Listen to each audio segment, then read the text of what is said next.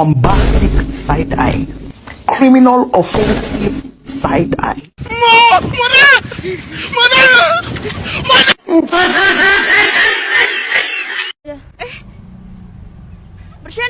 Bercanda.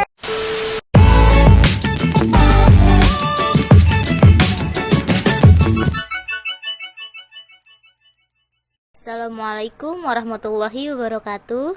Halo guys, salam Om Swastiastu, Namo Buddhaya, salam kebajikan. Salam sejahtera untuk kita semua.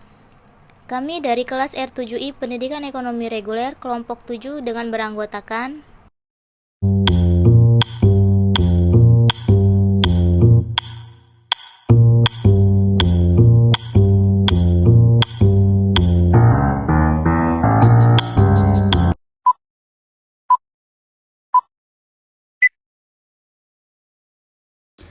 Yuk kenali apa itu kargo.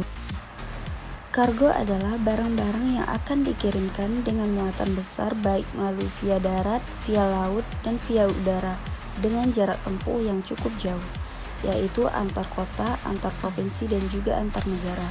Saat ini, pengiriman jasa kargo pun sudah banyak ditawarkan dan memiliki ketentuan yang bervariasi setiap pengirimannya. Umumnya, terdapat berat minimum yang harus dicapai untuk dapat menggunakan jasa ini, yaitu 10 kg. Meskipun demikian, berat minimum ini juga tergantung dari pihak ekspedisi. Nah, untuk pengiriman kargo via darat, kargo akan dikirimkan dengan alat transportasi yang disediakan oleh penyedia jasa, biasanya truk, mobil pengirim, atau kereta api logistik. Jasa pengiriman via darat biasa digunakan jika barang yang dikirim dapat dilalui oleh jalur darat dengan batasan jarak tempuh yang masih bisa dicapai, seperti contohnya pengiriman antar Pulau Jawa ataupun pengiriman antar kota. Pengiriman kargo via laut biasanya menggunakan transportasi kapal. Jenis pengiriman yang sering dilakukan jika barang memiliki volume yang besar dengan cakupan pengiriman yang cukup jauh, seperti contohnya pengiriman mesin industri antar pulau ataupun pengiriman alat transportasi. Sebuah asosiasi pengangkutan udara internasional dalam beberapa referensinya pengelompokan jenis kargo ke dalam dua golongan besar, yaitu yang pertama ada general cargo, adalah barang kiriman biasa yang tidak memerlukan penanganan khusus, namun wajib memenuhi persyaratan terkait perihal pengepakan agar dapat ditampung dalam kompartemen kargo. Kedua ada special cargo, adalah barang-barang kiriman yang memerlukan penanganan secara khusus. Barang, benda, atau bahan yang termasuk dalam kategori special cargo meliputi: yang pertama ada explosive material atau rage. Barang ini mudah meledak karena mengandung zat-zat kimia yang mudah meledak. Contohnya ada amunisi. Yang kedua ada flammable goods. Barang ini mudah terbakar baik dalam bentuk gas atau RFG, padat atau RFS, maupun dalam bentuk cair atau RFL. Contohnya ada oksigen. Non-flammable diklasifikasikan menurut Kode Barang Berbahaya Australia atau ADG yang mengikuti pedoman sistem klasifikasi dan pelabelan bahan kimia atau GHS yang harmonisasi global. Corrosive material atau RCM, barang ini dapat menimbulkan karat, contohnya air raksa.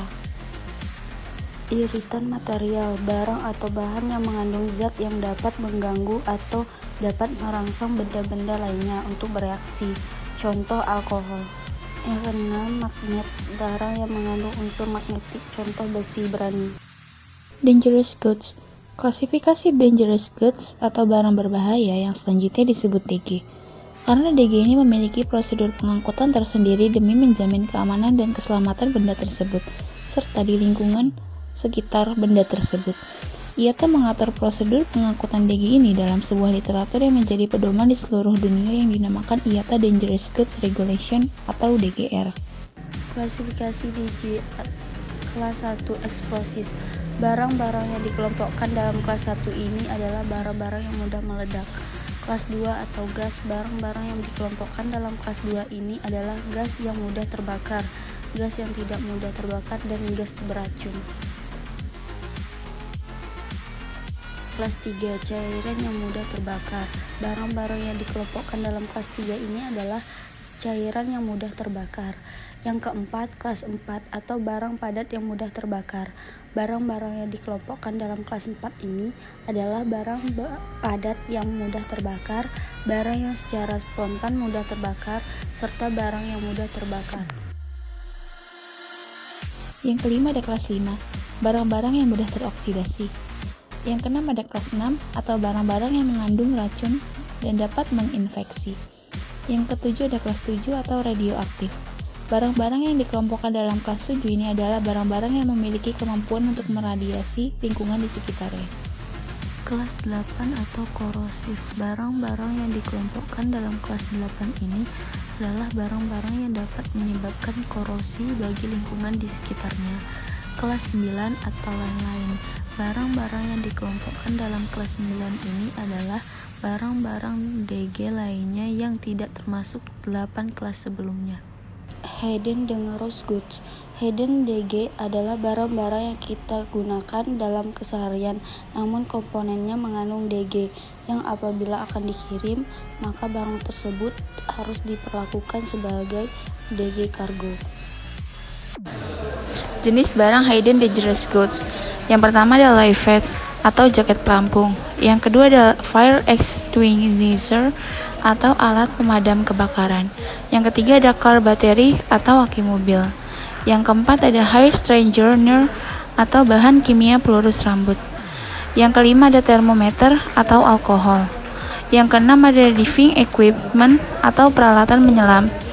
Yang ketujuh ada pacemaker atau alat pacu jantung. Yang kedelapan ada torch atau obor.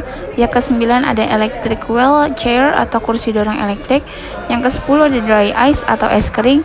Yang kesebelas ada shoe polish atau semir sepatu. Yang kedua belas ada hair spray atau semprot rambut. Yang ke-13 ada air refresher atau pengharum ruangan.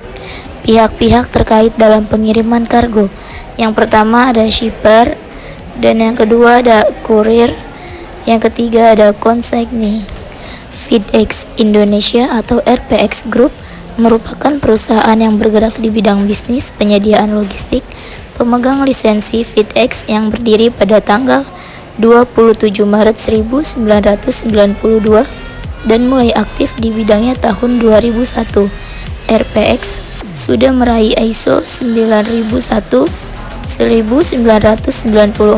pada bulan Oktober tahun 1998 dan ISO 9001 2001 pada bulan Februari 2003. Penanganan melalui laut. Untuk pengiriman melalui laut, dokumen diproses setelah barang berangkat. 7-10 hari setelah pengiriman dokumen harus dikirim ke buyer. 1. Pelayaran akan mengeluarkan B atau L, sebelumnya kita cek dulu berdasarkan SI. Yang kedua, bila menggunakan fasilitas bea cukai, dokumen yang baru dikirim dilaporkan lagi dan pengiriman mendapatkan LBPC atau laporan pemeriksaan bea dan cukai, dan PEP yang sudah disestempel basah oleh pihak bea cukai. 3. Bila tidak menggunakan bea cukai PEB, cukup distempel basah oleh pejabat hanggar kepabean saja. Dan yang terakhir, selesai proses dokumen, semua dokumen difaks ke buyer agar pihak mereka mempersiapkan custom clearance barang di sana. Kemudian dokumen-dokumen tersebut dikirim ke buyer langsung lewat FedEx melalui pelayaran atau melalui bank yang ditunjuk oleh buyer. Penanganan melalui udara. Untuk pengiriman melalui udara, dokumen harus berangkat bersama dengan barang. Jadi dokumen harus diproses sebelum barang berangkat. Kargo yang diterima dari bandara harus dicatat dalam register kargo tiba menurut perincian yang tercantum dalam SMU dan kargo manifest. Pemberitahuan kargo tiba harus dikirim kepada penerima kargo menurut alamat yang tercantum dalam SMU dalam waktu 24 jam dari jam kedatangan penerbangan. Jika terdapat barang yang rusak saat perjalanan, maka keluarkan sertifikat barang sebagian atau barang rusak, lalu timbang kembali pengiriman yang lengkap sebelum penanganan, serahkan dan periksa jumlah berat yang hilang. dan tulis sebab hilang atau total KGS atau sebab rusak dan simpan semua dokumen SMO atau berat yang hilang atau sebab rusak, dan jika diperlukan untuk klaim semua informasi yang tersedia akan menolong proses kargo klaim. SOP kargo domestik penerimaan barang. Yang pertama, melihat tracking atau menunggu telepon, mengambil dokumen, memeriksa barang dicocokkan dengan AWB, mengirimkan notification of arrival kepada penerima. Yang terakhir, memeriksa identitas penerima dan delivery order sebagai bukti pengambilan barang. SOP kargo domestik pengiriman barang. Menerima barang kiriman, timbang barang, membuat bukti timbang barang, pemeriksaan dokumen yang diperlukan, kargo mengeluarkan surat pemberitahuan isi, dan pengirim mengisi surat muatan udara, memproses pembukuan barang sesuai tujuan, dibuatkan manifest dan didistribusikan ke bagian gudang, pemeriksaan silang di gudang, dan terakhir dikirimkan ke stasiun tujuan.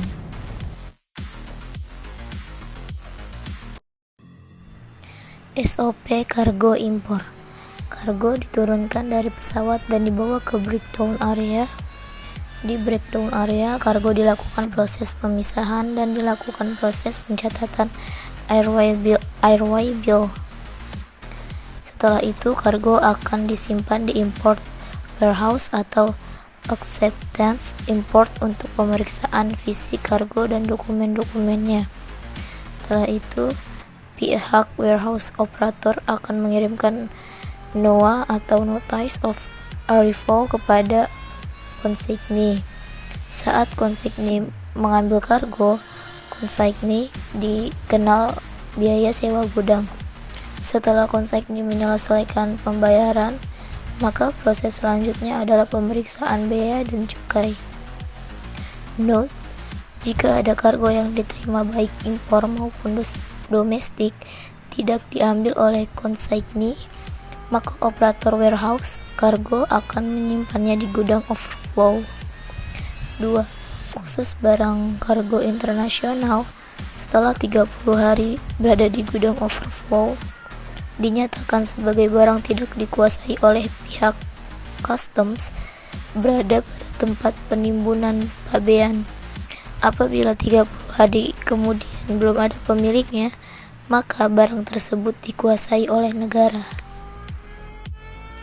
Syarat pengiriman kargo itu apa saja? Dengan memperhatikan berbagai jenis pengiriman kargo, artinya Anda dapat memutuskan mana yang sesuai dengan kebutuhan pengiriman. Dalam setiap pengiriman barang menggunakan kargo akan melewati beberapa tahapan. Beberapa tahapan tersebut mencakup pengepakan, klasifikasi jenis barang, sampai prosedur penerimaan barang. Terkait persyaratan pengiriman, biasanya terdapat ketentuan yang berbeda di setiap ekspedisi. Anda bisa menghubungi langsung pihak pengiriman untuk mengetahui apa saja syarat dan ketentuannya.